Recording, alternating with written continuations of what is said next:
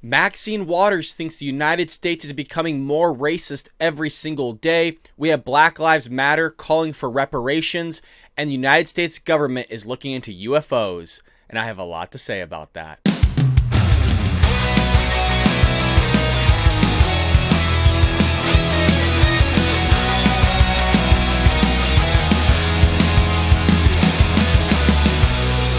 Before we get into our lead story today, please take a moment to hit that like button. It does help the YouTube algorithm push my video out there to viewers who have not seen my videos or my content.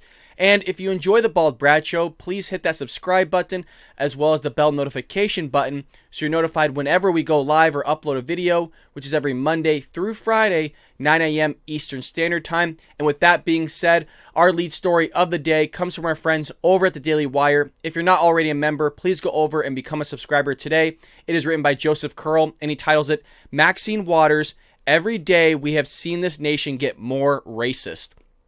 What a mind-blowing statement. And it shouldn't surprise us. It's coming from Maxine Waters.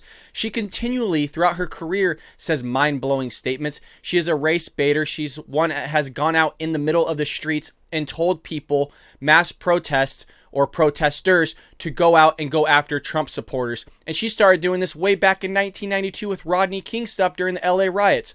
And then most recently, about a month ago, maybe even 3 weeks ago, doing the exact same thing, telling people to go out into the streets, to ignore the curfew, and show people that they mean business, and they need to get more confrontational. Now, did the Democrat Party back her? It seems like they did, where we were hoping that they wouldn't. We would say, hey, you know what? This rhetoric is way different than what Trump said during the Capitol riots on January 6th, I believe. And she's actually telling them to be more confrontational. We said here on the show, how can you possibly get more confrontational if you're already looting businesses, you're lighting those businesses on fire, you're destroying public and private property? I don't know how you can get more confrontational other than getting more violent, which is hurting people or possibly even killing people. But, you know, Maxine Waters doesn't see it that way. She's clearly not all there. But we have here Joseph saying, Representative Maxine Waters, Democrat of California. Again, I always have to apologize to all you other states in the union. I'm from California. I'm not voting these people in. Somehow they're still getting into this whole representative of California. I don't know how she's doing it, but clearly we got some insane people living in this state. So Waters says, America is getting more racist every single day. I mean, you got to be really out of touch with reality to think that. I mean, this is the greatest time for people of color or for minorities to live in the United States in any moment, anywhere in history of the United States, let alone the globe. So black people have it better here than anywhere else on this damn planet. And for some reason, they think it's just the most racist country out there, which shows you that they haven't expanded their view across their own milieu or their own privatization of their own milieus. They haven't expanded to other countries to see what other countries are doing. They still don't realize that people are still being stoned to death in some countries. They still don't realize that gay people are still being beheaded, that Christians are being beheaded. So they don't look at all this other stuff that's going on in the globe because they don't have the wherewithal to go out and research what's going on out there in the world. All they're doing is seeing headlines like this from Maxine Waters, saying that America's more racist than every day. And they're going, oh, it must be racist. We must be a racist country. Let's go out into the streets and protest. Rather than using their brain, all you need to do is sit back. If you don't have internet, get a library card, go get a book. Heck, you could probably find books out there for free and just read a book. It's going to take a weekend. It's not hard, folks. I'm not talking to you as a viewer. I'm sure all of you read a lot of stuff. I'm talking about to the leftists. I'm talking about the Democrats here. Just go out and read a little bit. And you know what? If you read something that's like, oh, well, this is exactly what I've been thinking, great, go out and get another book and start challenging your views. I don't just read one book on a subject. I read multiple books from multiple viewpoints to see which one I think is to be true. And it's kind of like some situations are endless in the idea of, I don't know if I'm fully right, and I don't know if the other side's fully right. I'm just not there yet, and you need to continually read and have that battle with yourself. Have that struggle with yourself. And I'm going to go a step even further. You know who has a lot of that struggle of the inner self with God? Christians. Anybody that's religious that believes in a singular God. You have that constant struggling with God of, you know, do I fully believe in this faith? If I do, then, you know, why do I believe in Jesus? Why is there an Old Testament, New Testament? What is Jesus actually saying at the time of the first coming? You know, why is there 66 books of the Bible? Why isn't there more books of the Bible? What is God's real purpose with all of us and his creation? You know, those kind of thoughts you have to go out and think about on, meditate on, reflect on, read the Bible, things like that. And that's taking a religious aspect, and I want it to translate into a secular aspect of what people need to do in their individual lives to determine if America is truly racist every single day. It's ludicrous. It's not. The 81-year-old career politician, how about giving it up, man? All right, Maxine, how about you give it up? You're 81 years old. I don't know how much more power you could want. It's time to let it go. Okay, give it to somebody else. We'll give you a nice send-off if that's what you want, just as long as you're out of all our hair. Not mine, because I'm bald, but... The 81-year-old career politician appeared Saturday on KTLA's Inside California Politics, where she was asked for a reaction to a speech by the Senate's only black Republican, Tim Scott, who on Wednesday delivered a rebuttal to President Joe Biden's address to a joint session of Congress. Well, I don't know if he was counseled to say that or whether he really believes that, Waters said. If you really believe that, then he has missed not only the history of the country, but what is going on right now. As we watch the invasion of the Capitol on January 6th, those people following Trump see that they were taking back their government and they were willing to harm people. As a matter of not only were they willing to harm people, but Capitol Police, who appeared to be people of color, African American, they were calling them names of the N-word. Every day we have seen this nation get more racist than anybody thought perhaps would be at this point in time, she said. Waters added, "We've been through the civil rights movement where, of course, we made some progress, but this president that we had, Trump, was taking us backward. He was making racist comments, identify himself with people like Ku Klux Klan and the Proud Boys and the Oath Keepers and QAnon. I mean, this is racism defined in the most obvious way, and so to say that this is not a racist country, maybe he meant to say that there are many people who are not racist in this country, but yes, we have a problem with racism." Now, that's a long stride to saying that we're getting more racist every day. Are there always going to be racists until Christ himself comes down at the second coming and eradicates racism, eradicates all sin, all transgressions? Then we could talk about, there not being any racism in this country. But for you to equate the fact that there is racism and that's going to correlate to America as a racist country, then every country is racist, by the way. Every country has some sort of racism within it. And like I said, if you go to those countries, you will see that America is one of the least racist countries out there. And for her to kind of equate again that the fact that, well, there's some racists out there, so we're obviously a racist country, to me is mind-blowing. How you're getting from point A to point C without acknowledging point B is truly mind-blowing here. And I love how the fact that she's going to say, oh, well, I was wondering if he was counseled to say that or coached to say that.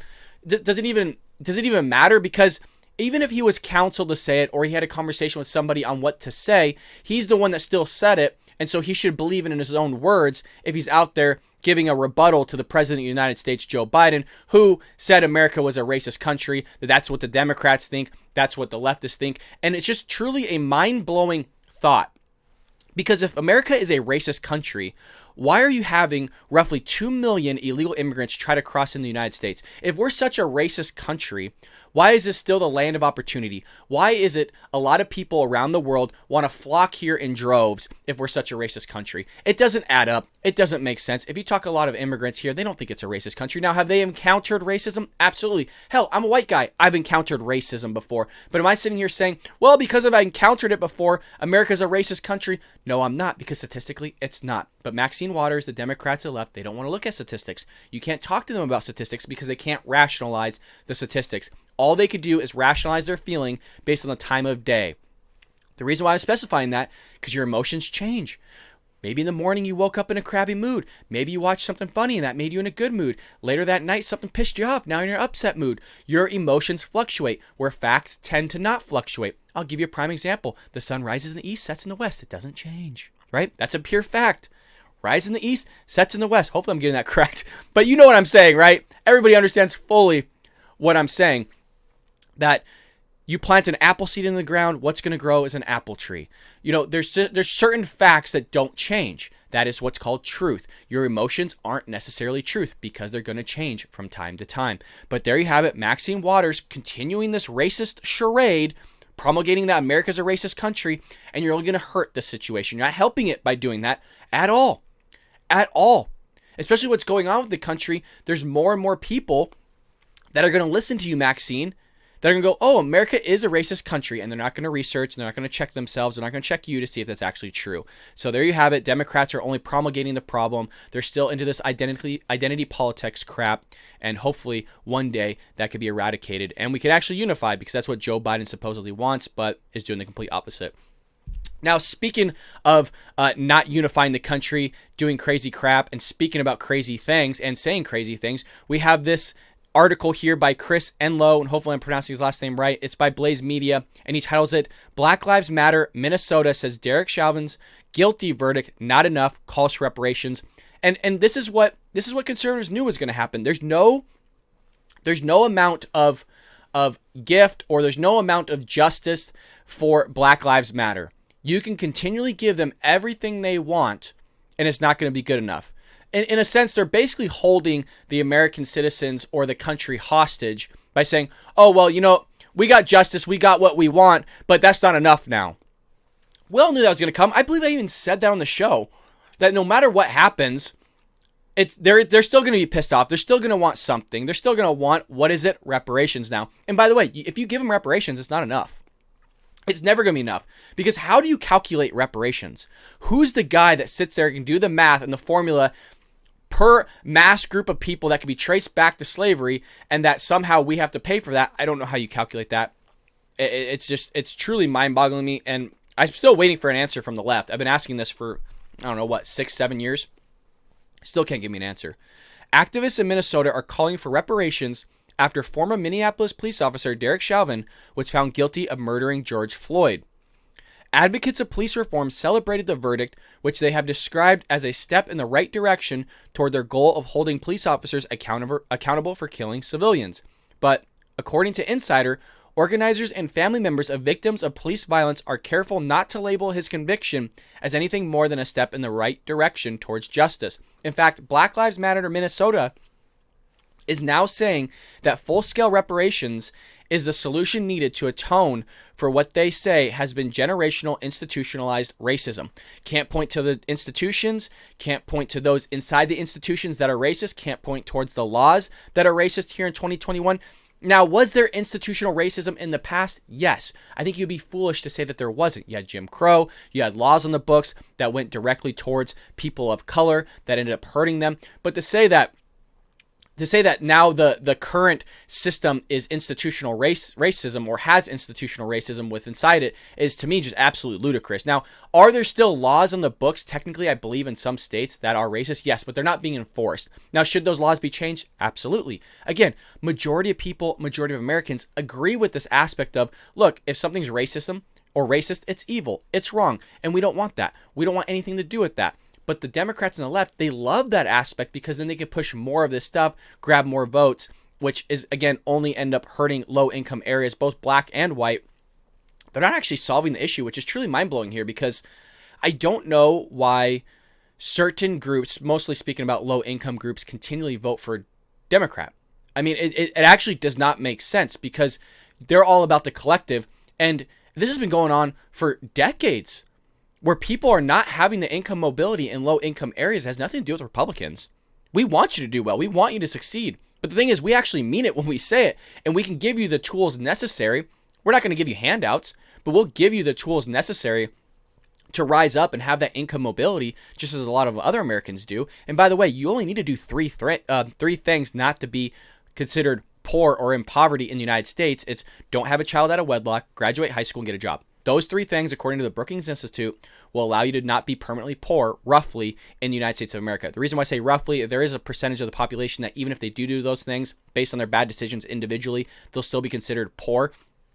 But that's all you need to do. The Democrat Party is acting like baby daddy for the low-income areas within the United States of America. And so people are looking at, hey, I don't need to go out and get a job because the government is giving me money, and thus they're not progressing or helping themselves, or they keep making poor decisions and keeping themselves down. But, you know, when you have Maxine Waters and you have Black Lives Matter saying, hey, you know what, the institution's racist, it's not your fault, man. It's not your fault for doing what you're doing. It's everybody else's fault that's keeping you down for making your own individualized decisions that is keeping you in low-income areas rather than progressing and getting out of those low-income areas. It's everybody else's fault. It's never the individual's fault. That's the Democrat Party. That is leftist. That's the institutional racism that they're pushing. And by the way, folks, if you're hearing my voice cut in and out, that's the reason why we didn't have a Friday show. I actually lost my voice. I've been coughing up a storm. I have a cough drop in my mouth, so please forgive me. It's not very professional, but I'm trying to make do with what I can. I'm trying to get through this show too before my voice cuts out totally here.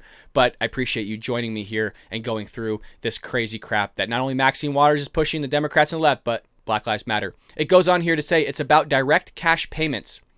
A spokesperson from BLM Minnesota told Insider, reparations is cause for a cessation, which means stop killing them or stop harming them.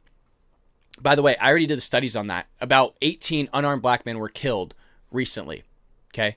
So when you have millions upon millions of interactions with police officers and only 18 unarmed black men were shot, that's not bad odds. Now, is it right that many people were shot? It sucks. It's terrible. But statistically, again, I'm a numbers guy. That is almost perfection, folks. Like, you cannot be complaining with those types of numbers. Now, could we always go lower? Could we always improve? Absolutely. That doesn't just go on a police department level. That goes on an individual level, right? We're all sinners if you're a Christian, right? We're all sinners or Catholic or whatever faith you're part of. You know, we all commit transgressions. The whole purpose of our life is, yes, to become closer to God, but also to eradicate those transgressions through repentance, but also with wisdom of God and walk with God. And if you do that, the hope is at some point in your life, again, the hope is at some point in your life that connection with God will be nullify that sin that was happening, yes, by you acknowledging Christ, but again, walking with God even after that to eradicate those transgressions and make yourself into a better person. But that's also goes to my point here is that Black Lives Matter wants reparations, but the thing is, I didn't commit any transgressions that those did in the past. For example, I didn't hold slaves. As far as I'm aware, I don't think any of my family members did. I could be wrong. But even if they did in the past, I'm not the one that committed that transgression, so why should I have to pay for that? Now, I know there's Republicans and libertarians that think, oh, well, you know what? We should just give them the reparations. But I'm telling you, it's not going to end because they're going to say it's not enough, or they're going to say this is unjust, or they're going to say this and that. Anything they could do to continue to get handouts, it's always going to be there. So you're not helping the situation by giving somebody money and hoping that their individualized decisions are going to change. Look, if somebody's making a bad decision before getting those reparations, they're going to continually make those bad decisions even with the reparations. So you didn't actually fix anything. You just made the problem worse because now inflation's up, right? Because we had to give them more money or government had to print money. Now you're out of pocket for something you never even did, which is basically stealing in my mind. And it's just mind-boggling that this is continually still being pushed. Look, it didn't happen when it should have. Should America have given reparations way early on when all this happened? Absolutely. And by the way, the Republicans even talked about it early on in history about doing it. And unfortunately, it never went through. Now, is that a terrible thing? Absolutely. We should have given them reparations in the past, but it didn't happen. And for you to expect those people today, like myself and other Americans, to pay for somebody else's crimes in the past is absolutely ludicrous. It's wrong. It's stealing. It's theft. I owe you nothing. I'm not a racist. It's up to you to dig yourself out of a hole. It doesn't take 3 generations. It doesn't take 4, 5, 6 generations to become wealthy in this country. There's a lot of people that can trace their ancestry back to slaves that were able to be extremely successful in this country. So for you to say, oh, well, I can't do it or this or that, it's absolutely silly. Now, are you going to have to work harder than other people? Yes. You're going to have to work harder than other people. And that goes for any race. That's not just African American. That's not just Korean or white or whatever you are. The amount of melanin in your ethnicity doesn't have anything to do with it. It's your drive, your perseverance, your willpower to get up and work multiple jobs, to get up and save money. Don't go out and take out debt. Don't do certain things that are going to end up hindering you from being successful in life. Now, I've been outspoken. I work about 3 jobs. I'm a full-time teacher. I work as a referee, meaning I work like 4 or 5 days a week as a referee after work, meaning I go straight from work. I'm off at 3:30. I'm on the ice by 4, and sometimes I go even till midnight, and I do it all over again. I also do YouTube here. I also have another YouTube channel. I also do people's taxes. So for somebody to say like, oh, well, you're a white guy and your white privilege is showing all this stuff. No, I bust my ass. And for somebody to say, oh, what's your white privilege? I would love to see my white privilege because my white privilege is not paying off for me right now. My white privilege has me in debt. My white privilege has me working 3 jobs. So for somebody to say, all this white privilege cop, which I don't believe in, by the way, it's just silly. So I'm kind of going off on a tangent here, but again, the main point is that you as the viewer, you as the American citizen, did not commit any crimes for you to have to pay out of your hard-earned money somebody else that didn't have any effect on slavery either. Like, for multiple generations, they never experienced slavery, so they're just wanting a handout that their ancestors dealt with, but it could have been eradicated if you just made good decisions to get out of it in the first place. So I don't know. And again, I don't know how you calculate it. How do you calculate what that differential would be on an individual basis per slave? When that person go into slavery? What kind of hindered them afterwards as far as generational? Were they not able to buy property? Were they not able to buy land? What was it? How many generations were within slavery from that? How many kids did they have? How do you calculate that? It's incalculable. So for them just to throw a number, my question is, how do you get that number? And it goes on here, just to end this segment right here. It says, while national reparations will likely never happen in the United States, one Illinois city recently became the first municipality in America to enact a reparations program. Now, I talked about this. I believe they're giving $25,000 to anybody that can be traced back to that municipality within slavery during that generation. Or in other words, if somebody could trace themselves back to slavery that was within that municipality or that area for that time. And I think they're talking here $10 million over the next 10 years that they're going to give in reparations. That's stealing people's money. That is actual theft. If you didn't do anything wrong, why are you having to pay for somebody else's crime? I'll give you a prime example. Say somebody robs a bank and takes the bank's money, right? And it was your family member. It was like, we'll say like a fourth degree cousin or something. Somebody that you never even met before, somebody just so happens to be in your bloodline, and they say, hey, you owe us $100,000. You're like, I didn't do anything wrong. Why would I owe you $100,000?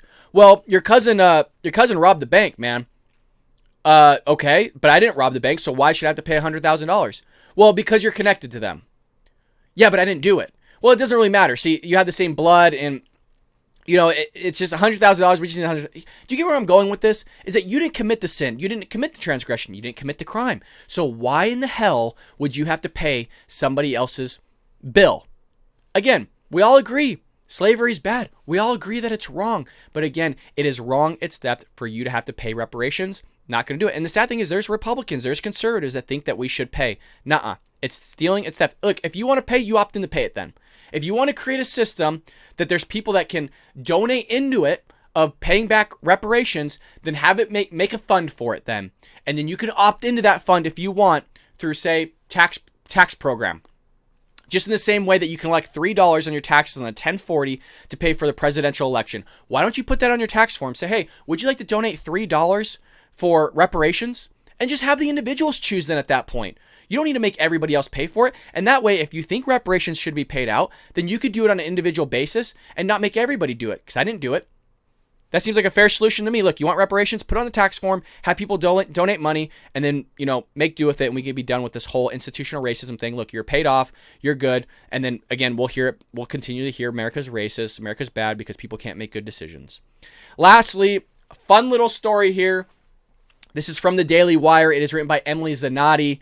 Something totally different. Guys, I love this supernatural stuff. I got ghost stories for you that I've personally encountered. I've never encountered UFOs or aliens or anything like that, but I have encountered some pretty gnarly ghost stuff before. I would love to share those stories, maybe if a ghost story does appear sometime. But here we have Emily Zanotti writing for the Daily Wire, entitling it, Former Senator Harry Reid thinks government has UFO fragments, backs ex-Pentagon official who claims cover-up. Now, I'm into this stuff. Like, I don't know if I necessarily believe it, but with all the footage that has come out of the UFOs, from the gimbal footage of the spacecraft or whatever the UFO was that rotated, you got ones that are going from air to sea without breaking the water.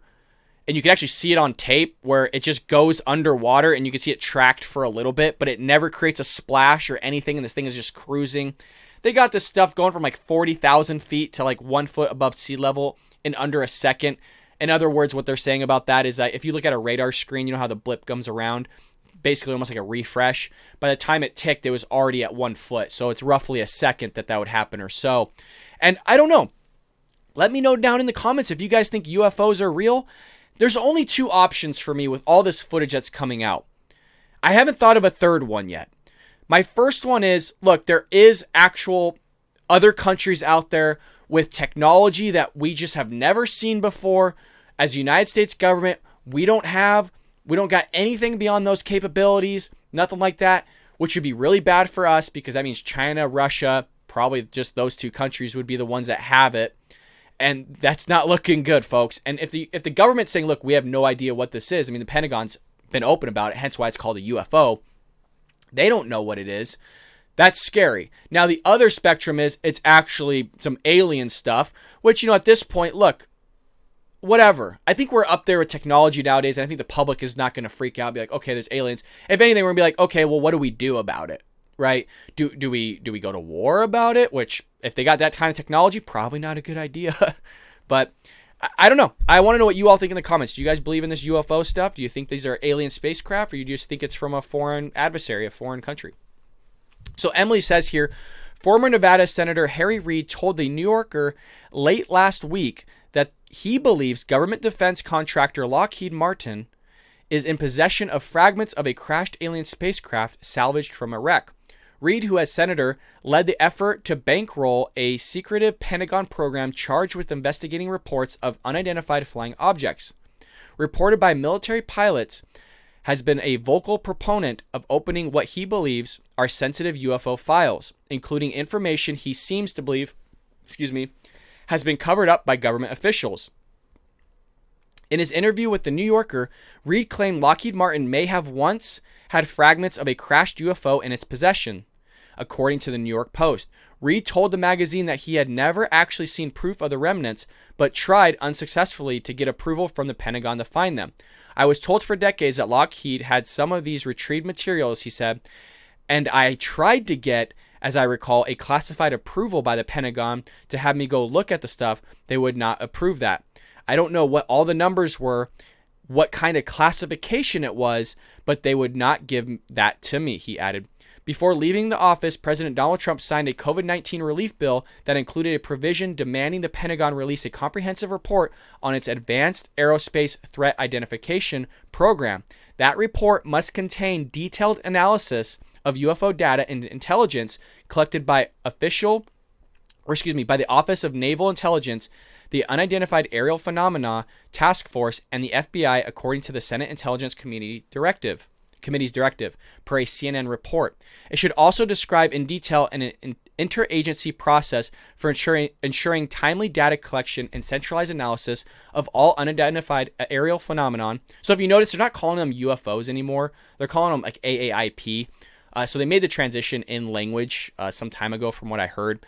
But I'm not going to continually read all this. My main point is, if there are unidentified flying objects flying over our nuclear facilities, our installations, our military sites, and we have no say of whether they come or go, that's a massive problem, folks. It's not just that. There's records out there that are published that have been unclassified that talks about whatever these UFOs, I'm not saying they're aliens, but whatever is happening with these flying objects coming over installations, there's times where they've locked a nuke, meaning the nuke was about to launch.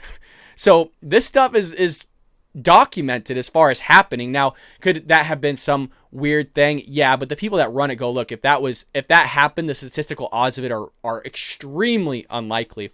And even furthermore than that is that you don't want these craft flying over our installations and not us having anything to do with whether they can come or go here. Like, we can't attack them. We can't do anything. And the reason why is they're jamming our stuff, which is an act of war, by the way. If you jam somebody else, that is an act of war, and it's happened multiple times. It's not that this is just coming and going every now and then. Is that this is going on for weeks at a time, and supposedly the Navy and the Air Force are seeing this stuff all the time. I live off California, and it's supposedly happening right off our coast all the time. So for us to say, well, this is just irregular or it's just kind of sporadic. No. They're saying this stuff is all the time. So I'm interested to find out what is going on with this. I don't know if I fully believe in aliens yet. I mean, as a numbers guy, I got to think that there is other life out there, that we can't be the only ones. when you look at all the formulas and Einstein's theories, and you have Brian Greene talking about string theory, and you have Michio Kaku talking about his physics with kind of the warp and the time and space and the fabric of space and time. When you read all these books, it kind of opens you up to having the possibility that, hey, this could be legitimate. There could be aliens out there. Again, I'm one that need evidence of this stuff, but could it be real? Maybe. I find it really interesting. I find it a lot of fun. And again, let me know in the comments what you guys think. If you believe in UFOs, if you believe in the supernatural, stuff like that. I'm really interested to have a conversation. And again, maybe one day I'll share my ghost stories with you. Pretty crazy stuff, from hearing full conversations to just voices cussing me and an ex-girlfriend out. Crazy. I mean, TVs turning on by themselves, faucets turning on, not from pressure, just all sorts of phones ringing that aren't plugged into the wall, the old rotary phones. I got all sorts of stuff for you guys, tons of ghost stories. Maybe we'll have like a fun live event or something like that one day. But with that being said, that is all the news I have for you today. And thank you for all the wishes of making me feel or wishing me to feel better. I wouldn't feel terrible, but just, the coughing, it's just not good for recording. And especially when your voice cuts out, you're not going to be able to hear anything I say. And it just didn't make for a good Friday show. So forgive me for not having a Friday show. I am feeling better, still have a cough. But with that being said, guys, we're already on track to hit 2,000 before the end of May here. And I want you all to subscribe and join to the channel, because we're projected to have well over 20,000 subscribers before the end of the year here. So we're growing way faster than I ever thought we would. I mean, we're getting anywhere from like 50 to 100 subscribers a day at times. So we're growing fast. I want you to grow with me. I want you to be a part of the Bald Brad Show. And so again, if you like this content, if you like this show, it's only going to upgrade from here. And I want to take this very serious. I want to get better at it. But it requires your help to grow. And so if you enjoy the show, please don't forget to hit that subscribe button. If you think you have friends and family that are going to enjoy and want to support a conservative, go ahead and send this video out, or any of my videos on my channel, to your friends and your family. Anybody that you think needs to hear conservative thought, please send my video out there to them and tell them to like and subscribe as well. And with that being said, have a lovely day, everyone. And I'll see you here tomorrow on the Bald Brad Show.